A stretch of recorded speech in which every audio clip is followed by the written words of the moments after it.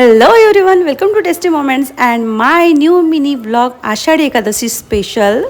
माझी शाळा PM श्री उच्च प्राथमिक शाळा बोरी पहिले पार आणि माझी शाळा आहे उपक्रमशील शाळा, त्यामुळे प्रत्येक उपक्रम मोठ्या उत्साहाने आनंदाने आम्ही साजरा करत असतो।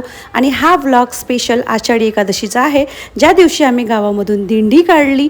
विठ्ठल रुक्मिणी बघू शकता, आमच्या शाळेचे इतके सुंदर छान सगळे मुलं वेशभूषेमध्ये आले होते। लेझिम त्याच्याबरोबर विद्यार्थ्यांची मागे रॅली असा व्यवस्थित आम्ही उपक्रम घेतला आणि छान पालखी सजवली। पालखीमध्ये विठ्ठल रुक्मिणीची मूर्ती ठेवली आणि गावातून खूप सुंदर अशी प्रभात फेरी काढली। आणि आमच्या पहिली दुसरीच्या विद्यार्थिनी इतक्या छान सजून नटून आल्या ना, अक्षरशः बघून बघतच राहावं वाटलं।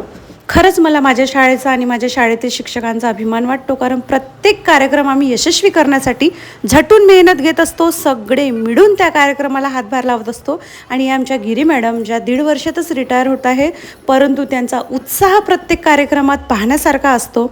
आणि माझ्या शाळेच्या आवारातच हे विठ्ठल रुक्मिणीचे मंदिर आहे। छान त्या विठ्ठल रुक्मिणीचं आम्ही दर्शन घेतलं।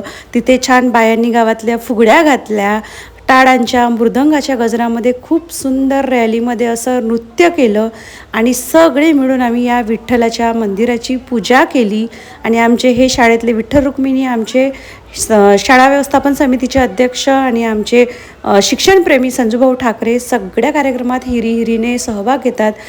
सगळ्यांना खूप उत्साह आला होता। अक्षरशः आमच्या मॅडम लोकांनी सुद्धा फुगड्या घातल्या, विद्यार्थिनींनी फुगड्या घातल्या। कोणत्याही कार्यक्रमामध्ये जोश कसा आणायचा हे आमच्या विद्यार्थिनींना सांगण्यासारखं नाही। आम्ही सुद्धा लेझिमच्या तालावर ठेका धरला आणि विठ्ठल विठ्ठल विठ्ठला हरिओम विठ्ठलाच्या नादामध्ये अक्षरशः आमच्या शाळेचा परिसर, मंदिराचा परिसर गजबजून निघाला।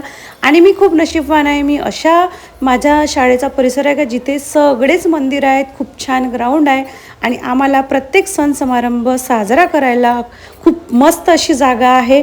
आणि खरंच आम्ही खूप भाग्यवान आहे की आमची शाळा अशी उपक्रमशील शाळा आहे, विशेष करून PM श्री शाळा आहे। बाय द वे, तुमच्या लहानपणी कधी तुम्ही आषाढी एकादशीला विठ्ठल किंवा रुक्मिणी आपल्या शाळेमध्ये बनून गेली आहे का? नक्की कमेंट करा आणि सबस्क्राईब करायला विसरू नका।